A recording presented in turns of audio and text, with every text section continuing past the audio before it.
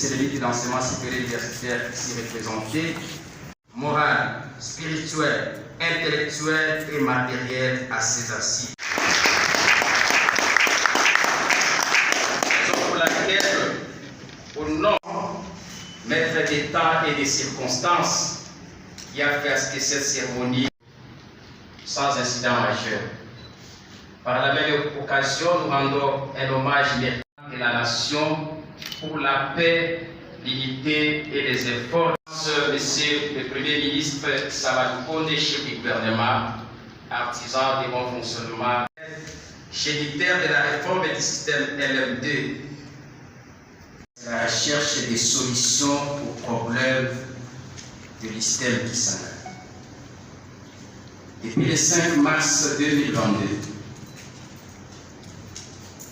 le mois et l'année de notre nomination à la tête de l'ISTEM Kisangani, nous avons multiplié des contacts entassés avec l'ambassade de la Belgique, l'ambassade du Japon, du Canada, la Banque mondiale et dernièrement en Suisse et en Belgique, où nous avions signé un contrat de partenariat avec la Haute École de gestion de Fribourg. L'organisation de cette journée dénommée Journée porte ouverte est une preuve éloquente de la bonne volonté, de l'esprit d'amour et l'intérêt que le comité de gestion, les corps enseignants, administratifs de l'ISTEM Kisangani attachent à la formation de la jeunesse, qui sont les futurs professionnels de santé formés au sein de cette alma mater. Pour ce faire, un groupe d'enseignants ont abandonné sa charge de foyer pendant 2 mois et séjourné à Kinshasa pour les travaux préparatoires en vue de la réussite de cette activité. Un autre groupe composé des chefs de section et des personnels, des chefs de section des personnels scientifiques et administratifs s'est déplacé de Kinshasa, de Kisangani vers Kinshasa, pour venir appuyer cette activité avec des exposés scientifiques de haute portée pour expliquer clairement aux partenaires les vrais problèmes qui rongent l'ISTEM Kisangani. Il sert de signaler que l'organisation de cette journée porte ouverte est le produit des efforts conjugués, caractérisés par l'esprit d'amour, de l'amitié, de collaboration, d'entente mutuelle qui règne au sein de l'ISTEM Kisangani entre les comités de gestion et entre les comités de gestion, les personnels et les étudiants. Voilà pourquoi dans cette salle, il y a une forte présence et mobilisation des personnels de l'ISTEM Kisangani pour soutenir cette action. Et aussi, c'est devise qui dit « Cette affaire nous concerne, l'union fait la force », dit-on.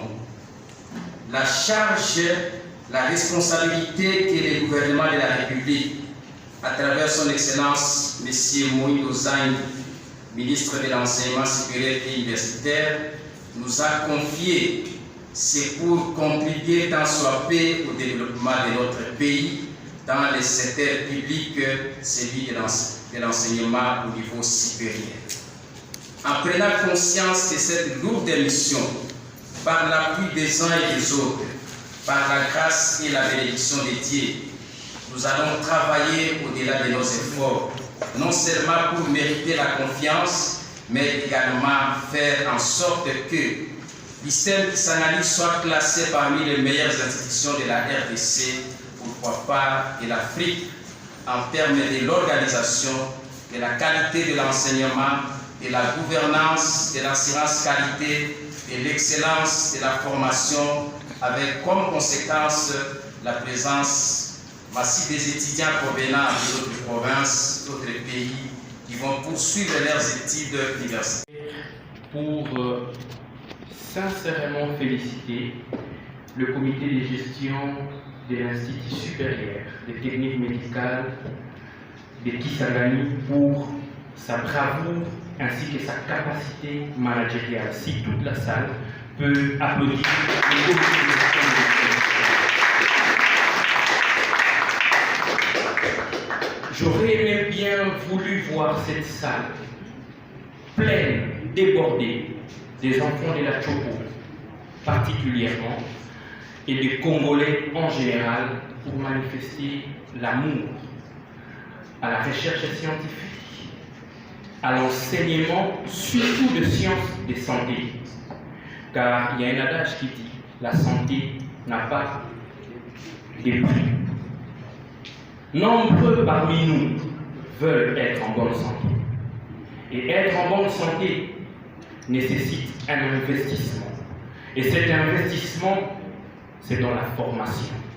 Très cher professeur, très cher chef des travaux, assistant des lystèmes qui s'animent, je m'adresse particulièrement à vous. Vous abattez un travail de titan. Même si nous, humains, par notre ingratitude, nous ne savons pas vous le remercier, soyez-en rassurés que la nature a toujours été juste, elle vous récompensera. Je ne veux pas tenir un très long discours, si ce n'est que de vous présenter les minimums. Je n'en ai pas assez. Si j'en avais, je ferais grand-chose. Monsieur le DG, puisque vous représentez le comité de gestion, ma contribution, elle doit être de 50 sacs de ciment, ainsi que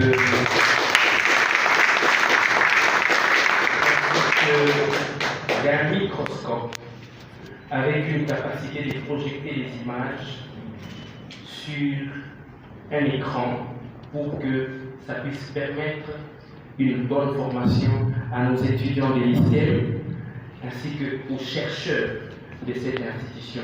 Tout cela, nous le faisons pour que notre pays, qui est un géant, puisse être élevé au plus grand niveau. Ceux qui sont nés un peu plus avant que moi, vers les années 70, je n'étais pas encore né, m'ont dit les Sud-Africains venaient se faire soigner au Congo. C'était pour l'embauche, j'ai trompé?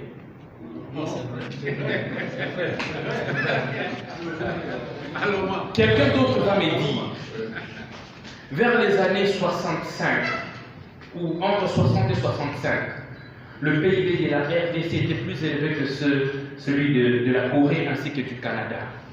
Mais à un certain moment, nous devons tout arrêter et nous poser la question, où en sommes-nous?